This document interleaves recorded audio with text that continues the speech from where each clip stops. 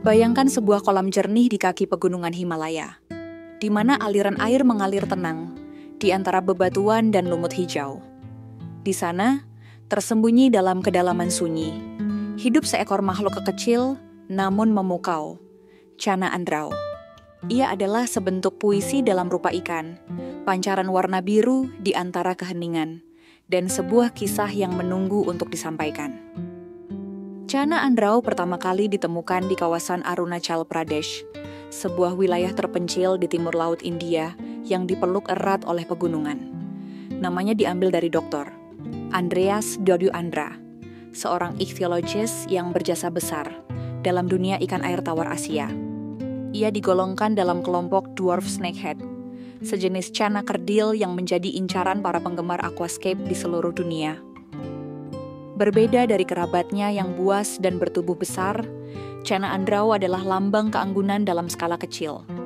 Ia baru dikenal dunia secara luas pada awal 2013, namun pesonanya telah menyebar bagaikan api di padang ilalang, membakar rasa ingin tahu dan cinta dalam hati para aquaris.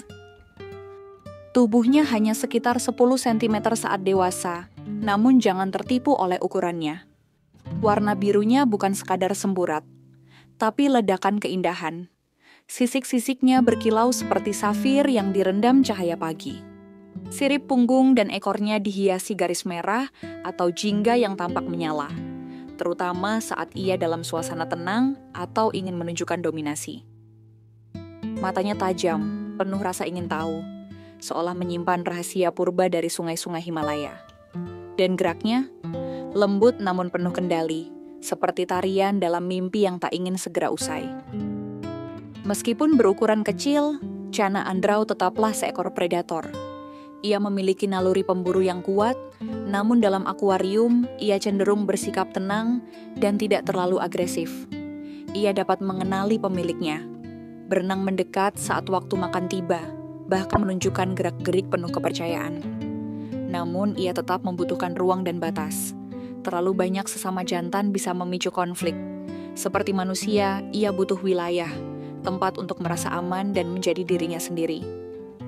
Merawat Channa Andrao bukan sekadar tentang memberi makan dan mengganti air. Ini adalah seni, sebuah penghayatan terhadap keseimbangan alam dalam ruang kaca. Akuarium ideal untuknya berukuran minimal 60 kali 30 kali 30 cm untuk sepasang ikan. Tutup akuarium harus rapat, sebab sang channa adalah pelompat ulung yang tak segan melayang keluar jika diberi celah. Airnya harus bersih dan tenang, dengan suhu antara 22 hingga 28 derajat Celcius. Ia menyukai pencahayaan lembut dan suasana redup. Gunakan tanaman air seperti anubias, java fern, dan kayu apung untuk menciptakan tempat berlindung. Substrat gelap akan memperkuat warna tubuhnya yang eksotis.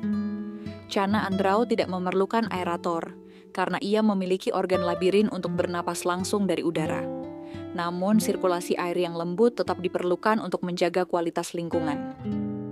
Sebagai predator, Channa Andrao menyukai pakan hidup seperti cacing darah, udang kecil, atau jangkrik mini. Namun, ia juga dapat dibiasakan dengan pakan beku atau pelet berkualitas tinggi. Pemberian makan sebaiknya dilakukan 1-2 kali sehari, dalam porsi yang cukup namun tidak berlebihan.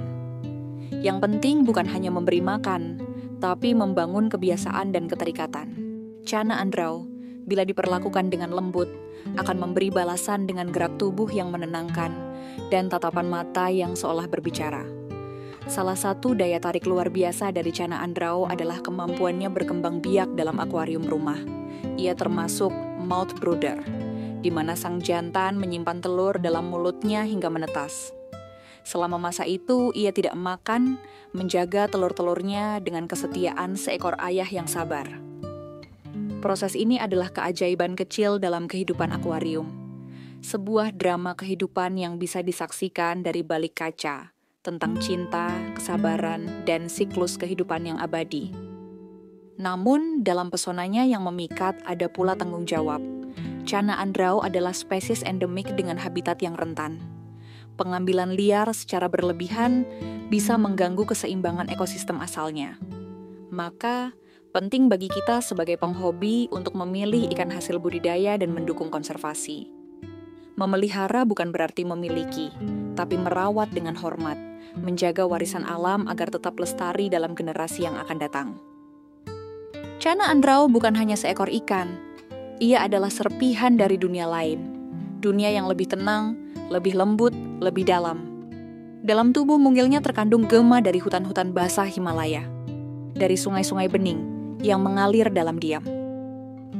Dan ketika ia berenang perlahan di akuarium kita, seakan waktu pun melambat, menyisakan ruang untuk merenung, bahwa keindahan sejati tidak selalu datang dalam bentuk yang besar dan mencolok.